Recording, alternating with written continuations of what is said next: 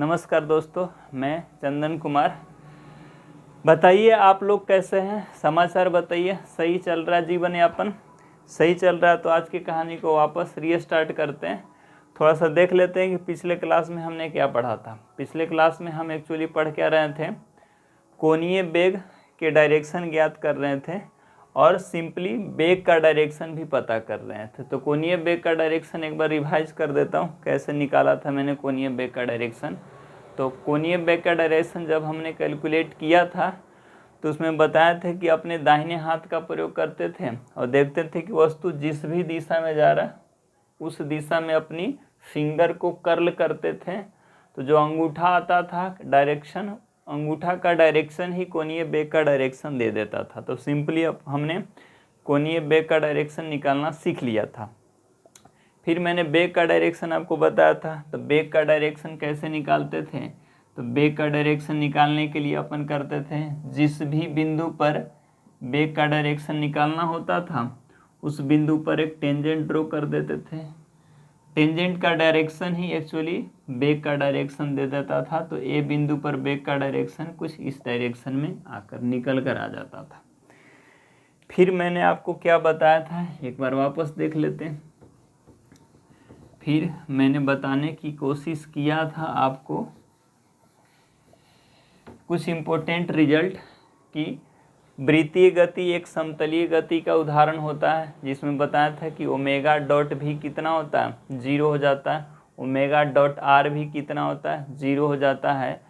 और R dot omega भी 0 हो जाता है। तो यहाँ से एक कंक्लूजन निकाले थे कि वेलोसिटी वेक्टर, रेडियस वेक्टर और ओमेगा वेक्टर तीनों ही एक दूसरे के परस्पर लंबवत होता था। तो कल डायरेक्शन से संबंधित हमने बात किया था। आज हम बात करेंगे कोणीय त्वरण की डायरेक्शन कैसे निकालते हैं।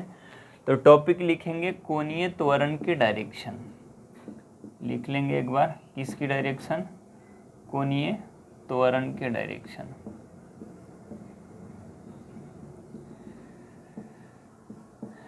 कोणीय त्वरण के डायरेक्शन को जानने से पहले हम ई जानेंगे। कोणीय त्वरण मतलब इसको हम अल्फा से सूचित करते थे।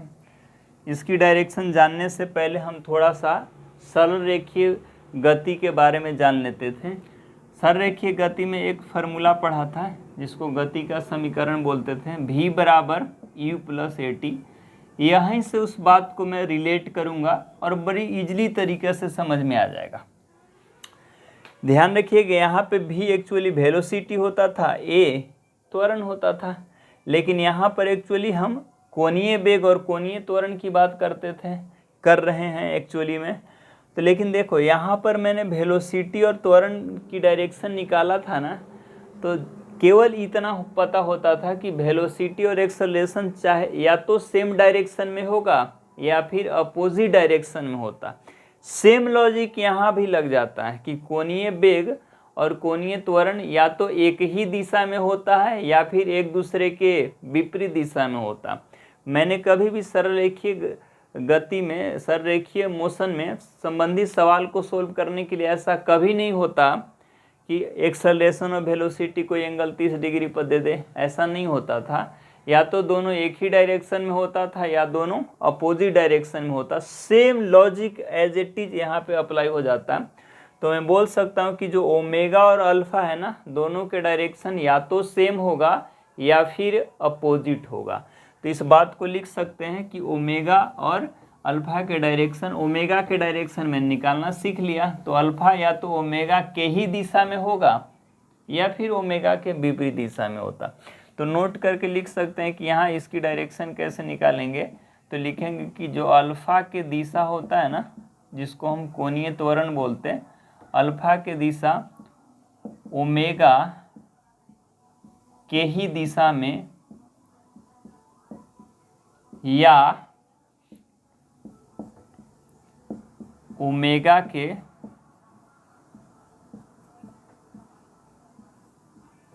विपरीत दिशा में होता है।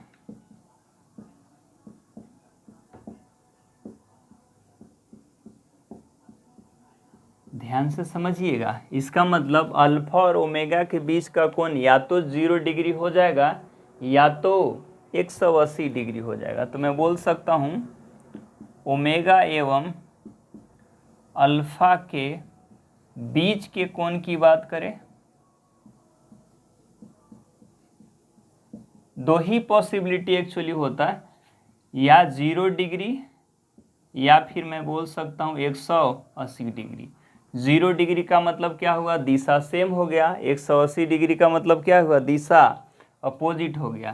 तो 0 डिग्री का मतलब क्या हुआ, सेम डायरेक्शन, और 180 डिग्री का क्या मीनिंग हो गया, अपोजिट डायरेक्शन। तो इतना सा लॉजिक आपको ध्यान रखना है अल्फा के डायरेक्शन निकालने में कि ओमेगा के डायरेक्शन आपको पता है, तो अल्फा के डायरेक्शन या तो ओमेगा के ही डायरेक्शन में आएगा या फिर ओमेगा के विपरीत डायरेक्शन में आएगा। तो अल्फा के डायरेक्शन निकालने के लिए बहुत तालमेल नहीं है, उसमें बहुत तालमेल था, ओमेगा निकल गया तो अल्फा भी निकल गया, या तो सेम या तो अपोजिट। अब कैसे पता चलेगा कि सेम होगा या कैसे पता चलेगा कि अपोजिट होगा, तो देखेंगे कि फाइनली कोणीय वेग बढ़ रहा है तो बढ़ाने वाला कारक कोणीय त्वरण होगा। तो वैसे स्थिति में ओमेगा और अल्फा सेम डायरेक्शन में आएगा। और देखेंगे कि फाइनली कोणीय वेग घट रहा है तो घटाने वाले कारक भी अल्फा होगा। वैसे स्थिति में ओमेगा और अल्फा क्या हो जाएगा, एक दूसरे के विपरीत दिशा में होगा। तो फाइनल ओमेगा बढ़ता है तो दोनों का डायरेक्शन सेम, और फाइनली ओमेगा घटता है तो दोनों का डायरेक्शन अपोजिट हो जाती है। इतना सा बात आपको ध्यान रखना है। अब मैं मिटाता हूँ इस बात को।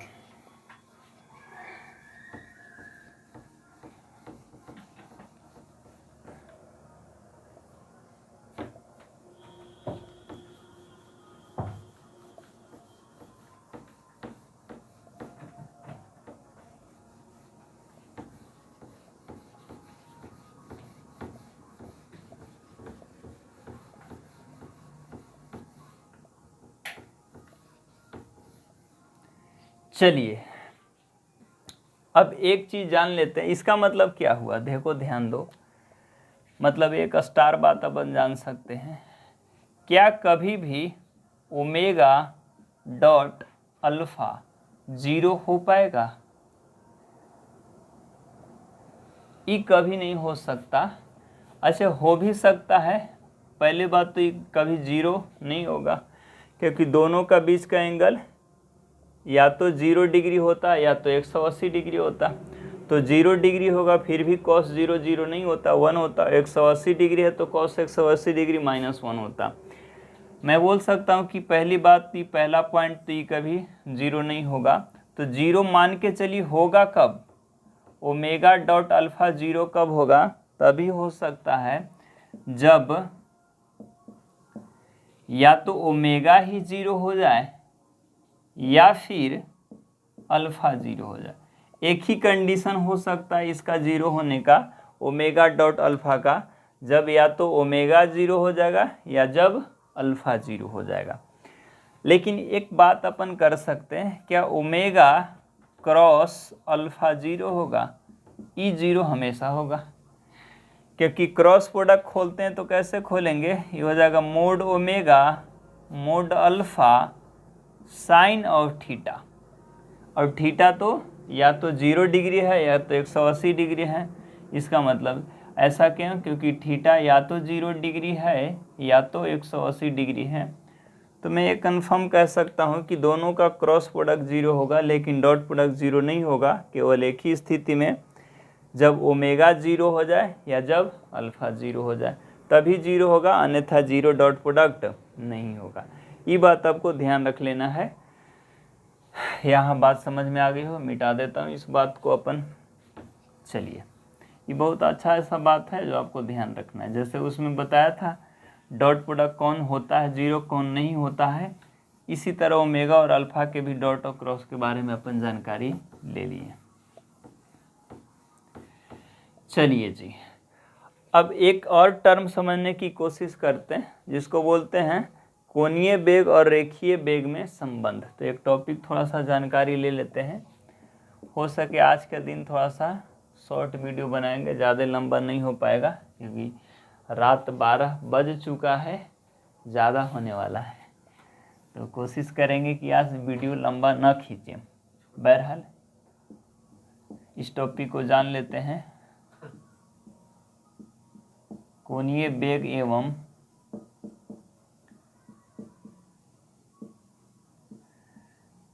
रेखीय वेग में संबंध।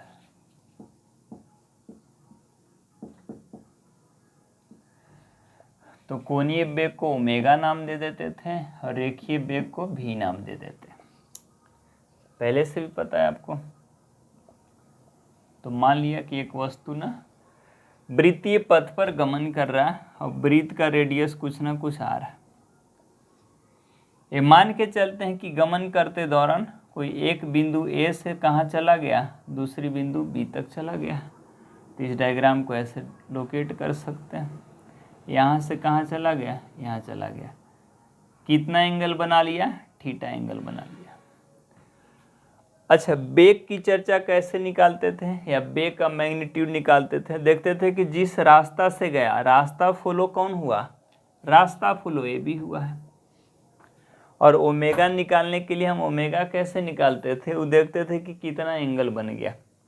एक काम करते हैं, इस रास्ता की लंबाई को कैसे अपन लिख सकते हैं। रास्ता एक्चुअली आर्क हो गया, तो मैं यहाँ से बोल सकता हूँ कि देखो ए बी जो आर्क लेंथ है ना, इसकी मैं लंबाई निकाल देता हूँ। तो लंबाई को एल से डिनोट कर सकता हूँ।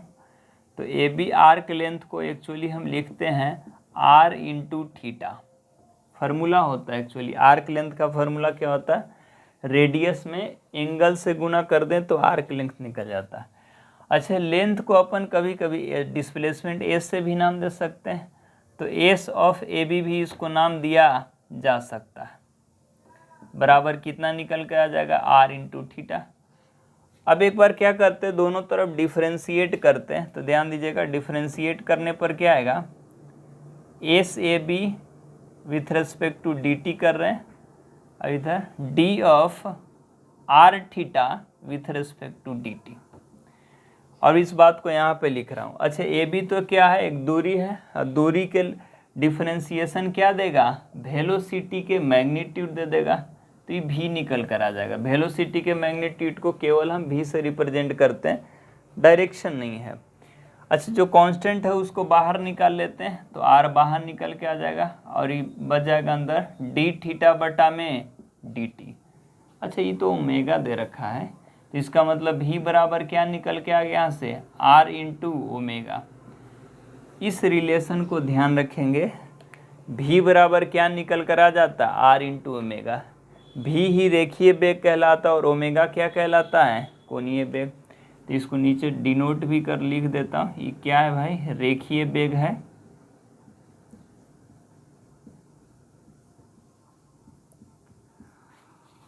और ए क्या है, कोणीय वेग है। अब आप जानते हैं आर होता क्या, आर तो त्रिज्या होता है। तो आज के बाद रिलेशन हमेशा याद रखेंगे कि इसमें भी और ओमेगा में रिलेशन होता है, तो होता क्या है, भी बराबर आर ओमेगा होता है। इस रिलेशन को याद रखिएगा, कोई भारी रिलेशन नहीं है। चलिए, तो ऊपर मिटाता हूँ। तो कोणीय वेग और रेखीय वेग में संबंध कोई पूछे तो बोल सकते हैं कि भी बराबर क्या होता है, आर ओमेगा। भी एक्चुअली वेग के मैग्नीट्यूड को रिप्रेजेंट करता है, मतलब बोल सकते हैं चाल को रिप्रेजेंट करता है। क्योंकि यहाँ पर ए बी मैंने लिखा, तो ए बी दूरी, डिस्प्लेसमेंट नहीं, दूरी है, और दूरी को मैंने डिफरेंशिएट करूँगा तो चाल निकल कर आएगा, न कि वेग निकल कर आएगा। ये ध्यान देने वाली बात है।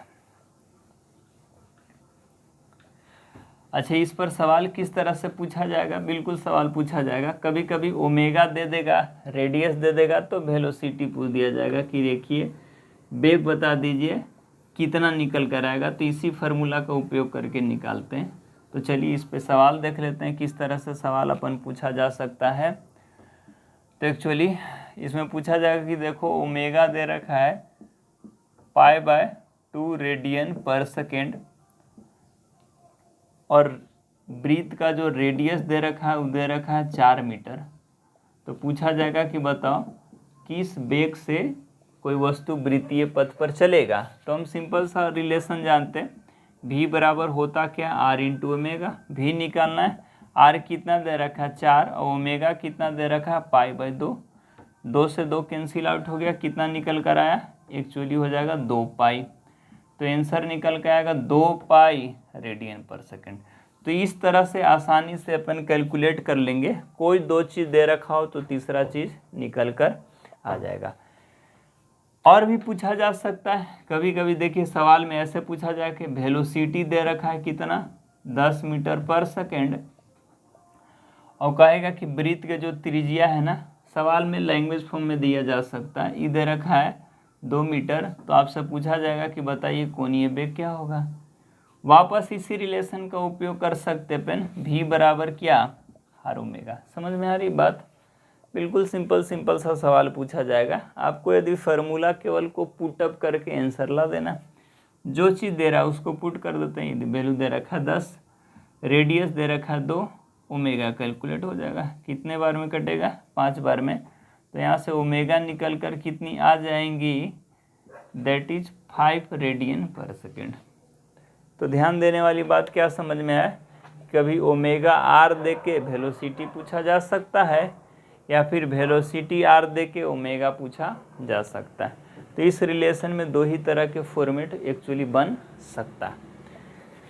चलिए तो एक और चीज़ जान लेते हैं कि भाई कोणीय त्वरण जिसको अल्फा बोलते हैं, और रेखीय त्वरण को ए से नाम दे सकते हैं, या रेखीय त्वरण को आगे हम स्पर्श रेखीय त्वरण भी बोलते हैं, जिसको हम टेंजेंशियल एक्सेलरेशन भी बोलेंगे। उसमें भी संबंध एक्चुअली में देख लेता हूँ 1 मिनट में। इसके बाद आज के कहानी को यहाँ पे वाइंड अप करेंगे। तो देख लेते हैं एक और टॉपिक का नाम लिख देता हूँ,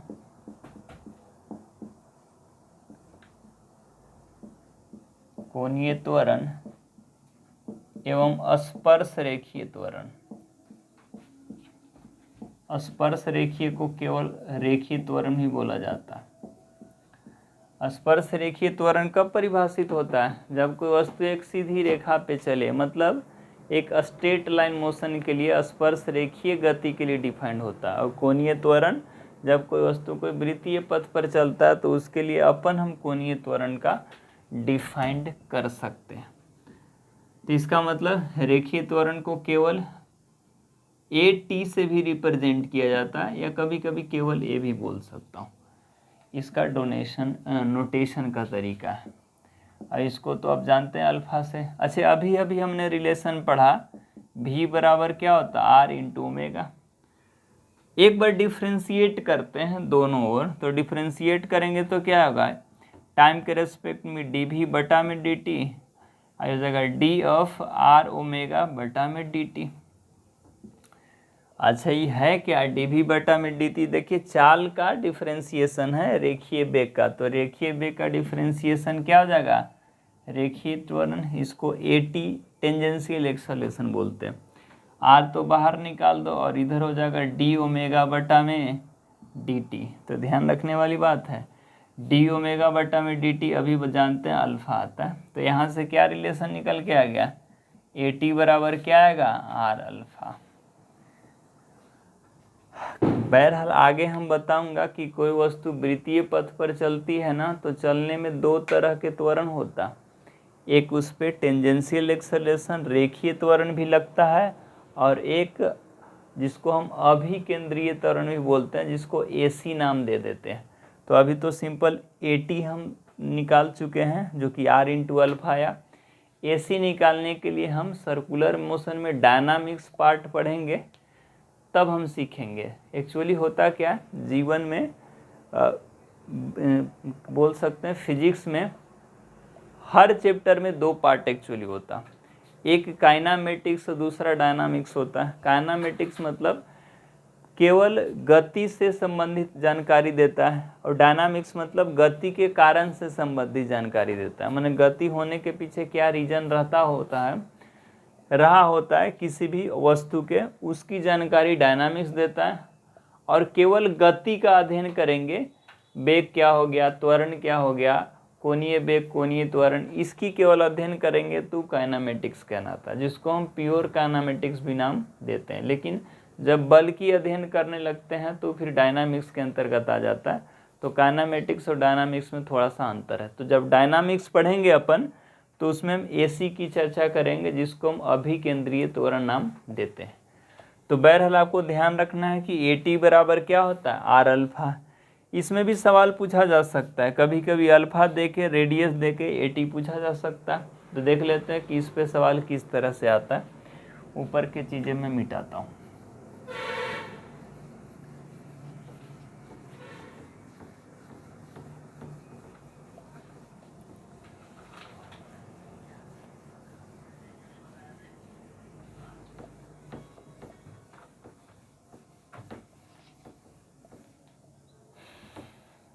चलिए जी, तो सवाल क्वेश्चन ऐसे दे रखा है कि अल्फा देखो दे रखा है सवाल में कितना है, 4 रेडियन पर सेकेंड स्क्वायर, और रेडियस दे रखा है कितना है भाई मेरे, लेड से 4 मीटर है। तो पूछा जाएगा कि आप ए टी कैलकुलेट करिए। ए टी का मतलब स्पर्श रेखीय त्वरण जिसको नाम देते हैं। अभी हम ए टी बराबर फार्मूला पढ़े हैं आर इंटू अल्फ़ा, हमेशा ध्यान रखिएगा। आर कितना हो गया 4, अल्फ़ा कितना हो गया 4, कैलकुलेट करो, 4 चौके 16 मीटर पर सेकेंड स्क्वायर त्वरण है। तो त्वरण का ऐसा मात्रा क्या होता है, मीटर पर सेकेंड स्क्वायर। तो आंसर जो भी आएगा वो 16 मीटर पर सेकेंड आएगा। तो इस तरह से सवाल अपन को पूछा जा सकता, बिल्कुल आसानी तरीकों से निकाल सकते हैं। चलिए देखिए जी समय कितना हुआ, 2-4 मिनट रुक जाइए तब। चलिए तब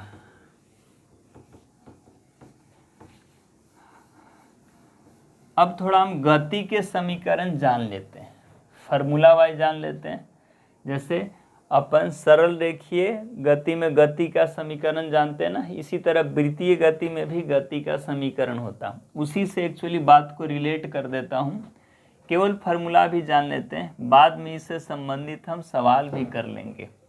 तो जानेंगे गति का समीकरण। थोड़ा बहुत बातें आपको याद है, पहले वाली गति का समीकरण हम बताए थे कि तभी लगता है जब त्वरण कैसा हो, कांस्टेंट है। तो वृत्तीय गति में भी गति का समीकरण तभी लगेगा जब कोणीय त्वरण का मान क्या हो जाएगा, नियत हो जाएगी। तो गति का समीकरण केवल तब अप्लीकेबल होता है जब अल्फा क्या हो जाएगा, कांस्टेंट हो जाएगा। कैसी हो जाएगी, कांस्टेंट का मतलब होता है नियत, मतलब अल्फा जब बदलेगा नहीं तभी हम गति का समीकरण अप्लाई करते हैं। देखिए जो समीकरण होता है उसी को अपन रिलेट कर देंगे। तो v बराबर जानते क्या होता था, u plus A T. v यहाँ पर क्या होता था, फाइनल वेग, और u क्या था, इनिशियल वेग। a क्या था, त्वरण। तो इसको हम वृत्तीय गति के लिए अप्लाई करें, किस गति के लिए, वृत्तीय गति। तो इसको ऊपर लिख भी देता हूँ, किस गति के लिए, वृत्तीय गति के लिए। अच्छा इस किस के लिए है, तो ये तो भाई रेखीय गति के लिए फार्मूला है। तो 2 हिस्सों में बांट सकता हूँ। रेखीय गति के लिए आपने पहले काइनेमेटिक्स में पढ़ लिया है। अब वृत्तीय गति के लिए वहाँ पे यहाँ पे वेग होता था, यहाँ पे कोणीय वेग होता होगा। तो इसका मतलब वेलोसिटी के जगह फाइनल कोणीय वेग होगा। तो ओमेगा फाइनल बराबर फार्मूला क्या निकल के आएगा, ओमेगा इनिशियल, और त्वरण के जगह कोणीय त्वरण तो अल्फा इंटू टी। इस तरह से फार्मूला निकल जाता। तो फार्मूला क्या होता है, ओमेगा फाइनल बराबर omega initial plus alpha into T. दूसरा फार्मूला अपन सीखे तो वो भी ध्यान देते हैं। दूसरा इसमें था एस बराबर U T plus 1/2 A T square. S वहाँ पे विस्थापन होता था, तो विस्थापन यहाँ पे एक्चुअली कोणीय विस्थापन जिसको थीटा बोलते हैं। तो थीटा बराबर यू वहाँ पे क्या होता था, इनिशियल वेग। तो यहाँ पे इनिशियल वेग ओमेगा इनिशियल है, तो omega initial into T plus 1/2। ये त्वरण होता था, लेकिन यहाँ पे कोणीय त्वरण। तो यहाँ पे फार्मूला क्या होगा, थीटा बराबर omega initial into T plus half alpha T square. तीसरा फार्मूला वहाँ पे अपन जानते थे क्या भाई, वी स्क्वायर बराबर U square plus of 2as। V final वेग, तो यहाँ फाइनल कोणीय वेग, तो ओमेगा फाइनल स्क्वायर बराबर क्या हो जाएगा, omega initial square plus 2 alpha आवेश के जगह थीटा। तो जिस तरह से वहाँ पे समीकरण होता था उसी तरह से यहाँ पर भी समीकरण हो जाएगा। एक इक्वेशन और निकल के आ जाता था, एस बराबर U plus V by 2 into T.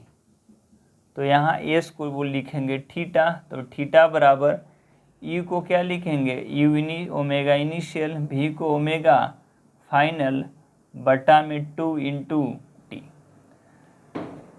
तो केवल इसी तरह से मैंने जो पहले फार्मूला सीखा था उसी फार्मूला को मैंने क्या कर दिया, वृत्तीय गति के लिए रिलेट कर दिया। अच्छा, इस फार्मूला से संबंधित सवाल हम आगे करेंगे। जिस तरह से हमने वहाँ पे सवाल किया था उसी तरह से सवाल यहाँ पर भी होता है। मतलब क्या, ओमेगा इनिशियल दिया रहेगा, अल्फा दिया रहेगा, तो किसी समय के बाद बोला कि फाइनल कोणीय वेग क्या हो जाएगा। इसी तरह से मान के चलिए ओमेगा इनिशियल दिया है, अल्फा दिया हुआ है, तो बोलेगा कि टी समय के बाद ऑब्जेक्ट ने कितना कोणीय विस्थापन कवर किया। तो उसके लिए मैंने second equation of motion apply करेंगे। तो मैं समझ रहे हैं कि आपको बात समझ में आ रही होगी। बहरहाल कोई दिक्कत है तो बताइए, ज़रा कमेंट बॉक्स में ज़रूर कमेंट करके बताइए कि कहाँ पर आपको परेशानी लगा। अच्छा, इसको मैंने केवल रिलेट किया है, तो बच्चे माइंड पर ज़्यादा जोर नहीं देंगे, सर मास्टर कैसे हो गया, इसको प्रूफ बताओ। प्रूफ यहाँ पर मैंने सिखा चुका था। तो इसी को रेखीय गति के लिए जहाँ वेग था, वृत्तीय गति के लिए वही कोणीय वेग था। जैसे रेखीय गति के लिए जहाँ विस्थापन था, वृत्तीय गति के लिए वहाँ कोणीय विस्थापन हो गया, तो उसको थीटा से रिप्रेजेंट करते हैं। मेरे ख्याल से सारे बात आपको समझ में आ चुका होगा और आज की कहानी को इतनी ही पर वाइंड अप करते हैं। और जाते जाते एक बात आपसे विनम्र निवेदन करता हूँ, आप चैनल को सब्सक्राइब ज़रूर करिएगा, लाइक बटन को ज़रूर दबाइएगा और घंटी भी, बेल आइकन की भी दबा दीजिएगा। चलिए आज की कहानी को ख़त्म करते हैं। Thank you so much, have a nice day, bye रहेगा सभी को, धन्यवाद।